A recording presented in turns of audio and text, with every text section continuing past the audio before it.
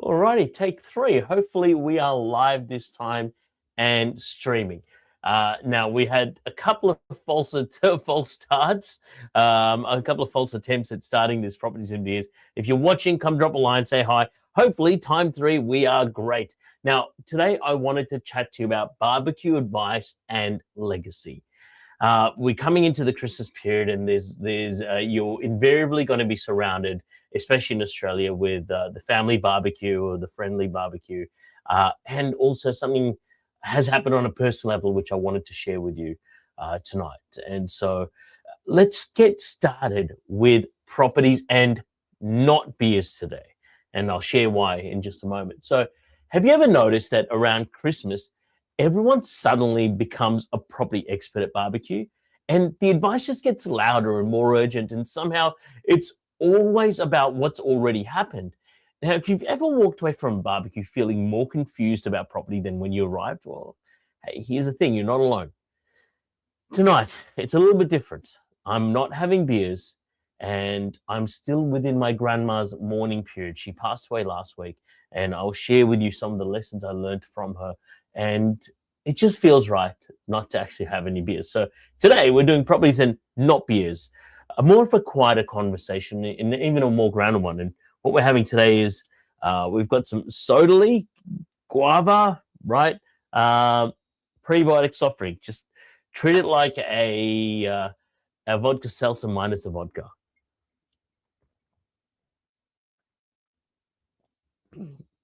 Guava flavor, always my favorite, and I think my grandma's favorite as well. So let's get started, guys. Whether you're watching live or on the replay, thank you for spending a bit of your time with me. And for those that don't know me, my name is Gaurav Gupta. I'm the founder of Ethical Property Investments. We help everyday Aussies make thoughtful property decisions built around strong cash flow, long-term thinking, and doing the right thing for society at the same time. And today's conversation really has two parts. The first is what I call barbecue advice, why that often misses the mark, especially at this time of year. And the second is a little bit more personal. It's where our values come from and why ethics, patience, and responsibility matters so much in how we invest. Now, if you've ever felt the pressure to do something with property just because others sound confident, well, this one might just be for you, right? And it might be the opposite of what some of these other advisors advise you. So let's firstly chat about barbecue advice and why it often misses the mark. Christmas, hey, how's it going? So I've just noticed someone say hi.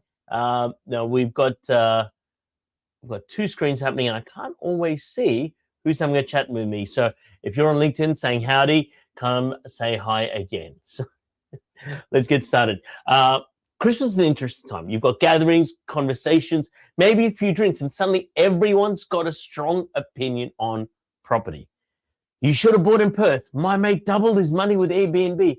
Property always doubles every 7 years. And you know what? Most of these people, they mean well. Good intentions are everywhere. But here's the thing. Good intentions don't make a strategy work.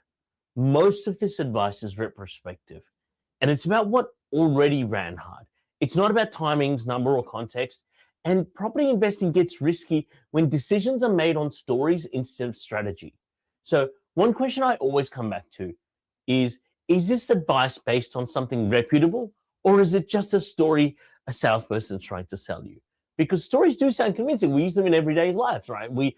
Christmas itself is a story that's 2,000 years old. And the difference is properties, they should be based on strategies. Strategies hold up over time. Some common ones to pause on and really think about is, I get this one like, any property is better than no property. Well, those are comforting words, but investing, I believe, should be about alignment, cash flow resilience, and timing. And the other one I get is, this area is booming, you're missing out. Here's the thing. By the time something feels obvious, the preparation phase is already behind us. You've got to look towards experts to actually figure out what could be the next boom, not what's already booming or what's boomed over the last 2 or 3 years, right? I'm seeing people going, oh, let's invest in Perth. I personally believe the market's already run there, right? Best time to invest in Perth was 2 or 3 years ago. And what about this other one? I get this one about Airbnbs. Short-term rentals are the smartest play right now. What often gets skipped on that is regulation, consistency, and the emotional load of constant damn management. Trust me, as an Airbnb owner myself, I know what it takes to manage a short-term rental, and they are not easy to manage, even if you've got a manager in place. And here's the thing: we've got places like Brisbane, for example, who've said, hey, we're now going to really regulate Airbnbs. Singapore's already regulated. The writing's on the wall. So unless you've got an approved short-term management where the council's basically approved it, probably stay away from that. But most people won't tell you that, especially not Airbnb managers. And probably the most common one I get all the time is, my mate did this and it worked. Oh, unfortunately, that is not a strategy. That's one outcome at one moment under one set of conditions. Good investing, my friends, isn't about copying someone else's results. It's about understanding your own position, your own timing, and your own tolerance. And yes, learning from those who've trodden the path before you. And not just believing a story, but actually going, okay, what did you do? And how does it apply in my specific scenario?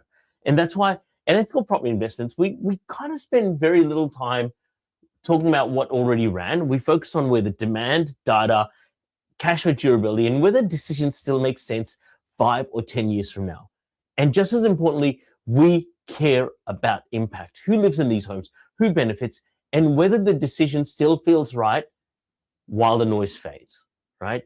It's where the proper advice looks very different to barbecue advice. I'm going to have some more of this drink. Because next topic is a little bit more serious. By the way, if I'm looking down, it's because I'm looking at seeing all the chats that I'm getting up. Second one's a little bit more personal. These are lessons from my grandma. So I wanted to share something deeply personal, and that's my grandmother actually passed away last week. Some of you in the Facebook world know this, and personal life know this.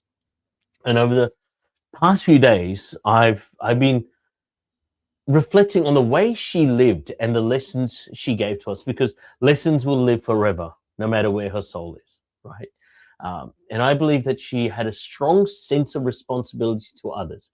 She believed if you had the ability to help, you had a duty to do it properly. And in many ways, ethical property investments exist because of this mindset. It is about standing up for people that don't have a voice.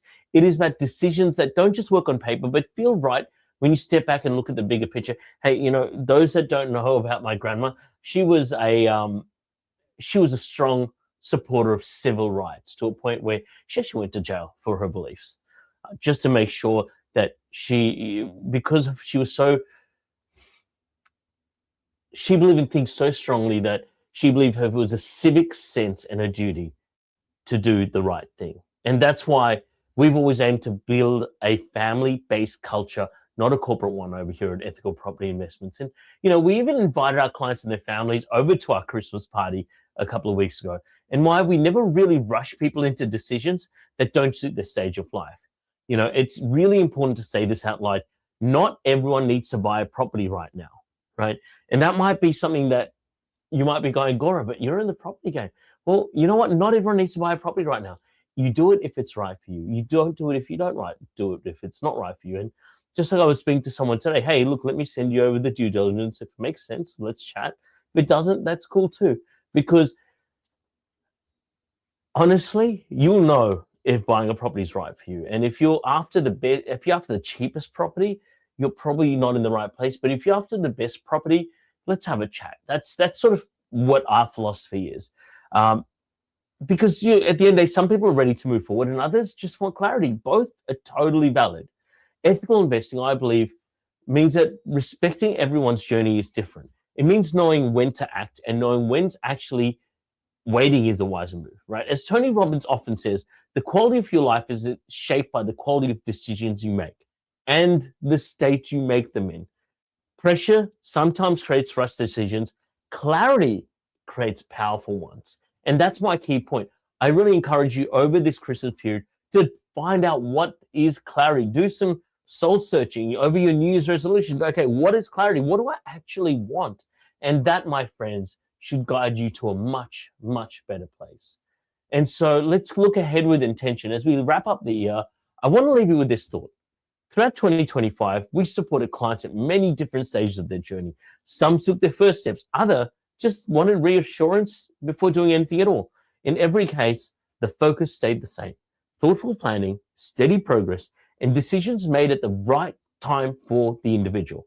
As we move into 2026, I believe it's a great moment to really think about your long-term freedom and independence and how property can really support that in a grounded and practical way.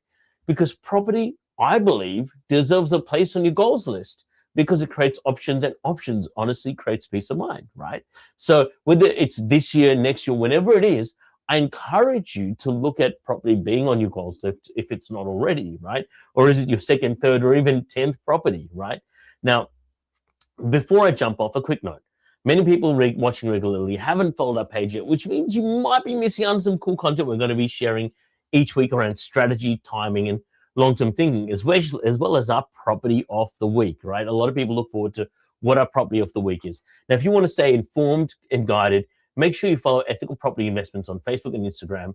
And, here's what I'll leave you with, right? Choose people who take responsibility seriously. Choose clarity over noise. Choose progress that feels right. What I'd like to leave you with, for our official close of Properties and Views, I will be doing another unofficial one. Thank you for spending this time with me throughout the year. Enjoy the festive season and really take care of one another. Let's make 2026 a year of thoughtful progress and opportunity. Do good and make money. Cheers, guys.